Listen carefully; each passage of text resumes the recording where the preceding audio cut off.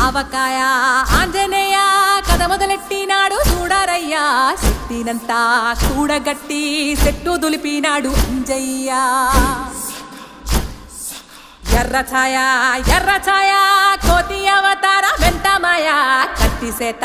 పట్టకుండా కాయ కోసినాడు కపిలయ్య